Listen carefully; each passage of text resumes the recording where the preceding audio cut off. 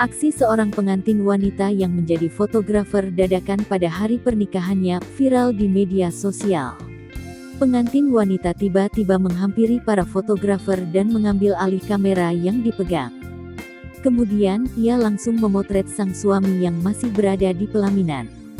Pengunggah video bernama Fikri Rizaldi ini menceritakan kisah di baliknya.